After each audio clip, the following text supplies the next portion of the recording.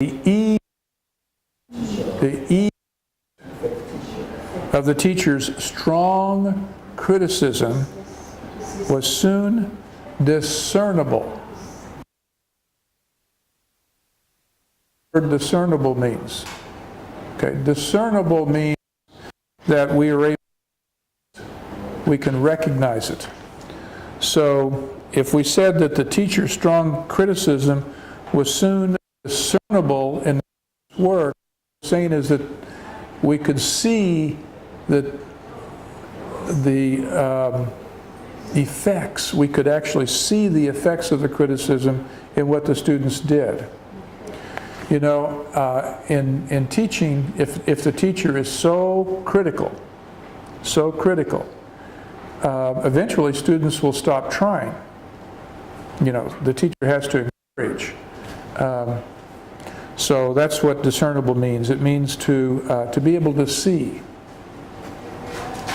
to recognize. And so Ben, you were correct. We want effect with an E. Effect because we need a noun. So then let's see, number 3. We took the subway and used to Columbus Circle. Correct. Yeah, we're riding from one place to another place. So we need to use the word to. We need to use the word to. Now there might be, I hope I don't confuse you, but there might be a time when we would use till or until,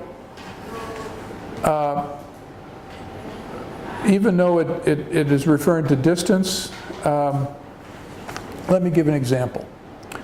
When you're on the SkyTrain and you have stops, I'm trying to, I got on the SkyTrain when I was going to the bus station at Ekamai. Okay, so I said, I looked at the map above the door, and I thought, okay, I got on the SkyTrain at Siam Center. And then I said, okay, now I'm going to ride till Ekamai, because I wasn't thinking in terms of distance, because I didn't know, you know, where Ekamai was. I was thinking in terms of how many stops, how much time it would take me to get to Ekamai. So there could be some occasions, some instances when you would say till a certain location. But that's only when you're like on the SkyTrain or the metro, you know, one of the mass transit systems. Almost always, with that possible exception, almost always you would use till or until to refer to time, and you would use to refer to distance. Okay, so you were correct. You were correct. But Pip, you would do number 5. Yeah. We took the subway and rode till Columbus Circle. Can you say that? You say that again? Till to Columbus Circle. Yeah, we took the subway and rode to Columbus. To would be correct. If I use till, is it also? Oh, we took the subway and rode till Columbus Circle. Yeah, that's that. If it is like a subway or a SkyTrain, then till would be okay. Yeah, but almost, well, that would be the only other time it would be okay. Yeah, but now if I just said I'm going to get in my car and drive to Columbus Circle, I would have to say to. So it would just be with mass transit systems that you would use till, because there we're not, our mind is not thinking in terms of distance, we're thinking in terms of time or the number of stops.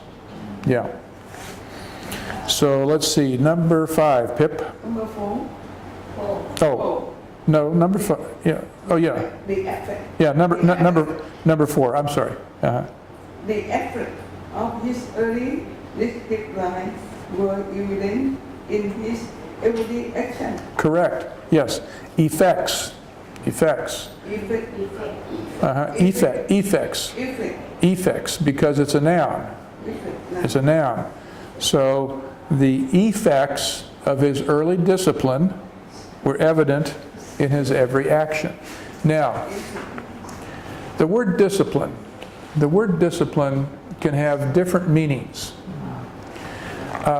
We can use the word discipline to refer to punishment. So, for example, I wouldn't ever do this, okay? But if you were to get the wrong answer, I could hit you over the head. I would punish you for the wrong answer. No, I'm not going to do that. Don't worry.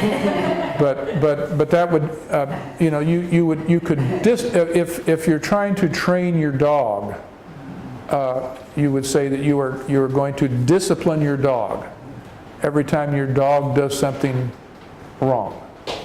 It's a punishment. But we also refer to discipline as self-training, as a way of training our bodies or our minds to be better. So, for example, in order for you to learn English, well, you need to discipline yourselves to practice every day. In order to live a life of virtue, you need to follow certain disciplines or practices that are good for your mind and your body. So discipline can be something you do to make yourself better, or it can also refer to punishment. And the only way you know which is by context, by the context of the sentence. Okay? Now, in Asian languages, Chinese, Thai, other languages, the meaning of words changes by the pitch. But in English, the meaning of word changes by context, the rest of the sentence. So, good work, Pip. Let's see. We're at number 5, aren't we? Okay. What do you advise me to do under the circumstances? Correct. Advise. Verb. Advise. You were correct. Advise. Now, when we actually say it in speech, we don't exaggerate it the way I am. And that what you hear is only very, very slightly different. Only very slightly different. Advice, advise. Advice, advise. Which one do I say first? The verb? Which one do I say first? The verb or the adverb? Advise, advice. Okay, tell me this. Which one did the word I'm getting ready to pronounce? Is it an adjective or an adverb? Advise. Advise. Adverb. Tell me which one this is. Advice. Exactly. Which one is this? Which one is this? Which one is this? Advice. Noun. Can you hear? Am I speaking loudly enough? Which one is this? Advise. Verb. Okay. Because in actual speech, we don't exaggerate those sounds the way I do to try to, teach you. So we're at number 6, Toy. Unknowingly, she walked right in their trap. In or into? Trap, mouse trap. We're going from one place into. That's correct, because we're going from one place into another place. Now, once she has gone into the trap, she is in the trap. In means that you are within a space. Into means that you're going to that space. Now, what if we said, if we changed the word trap? I'm really testing toy here. If instead of saying the word trap, we said house. Unknowingly, she walked into the house or in the house? She walked Into the house. Now, once she is within the house, is she in the house or is she inside the house?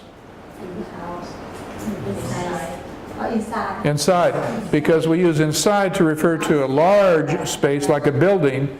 We would use in to refer to a small space like a tiny room, a closet, a car, something like that. Okay? Very good.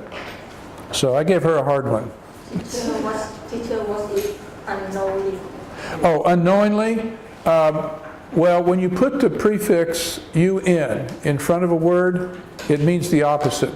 So knowingly is an adverb, which means that you do something that you are aware of. For example, sometimes to test you, I will knowingly make a mistake.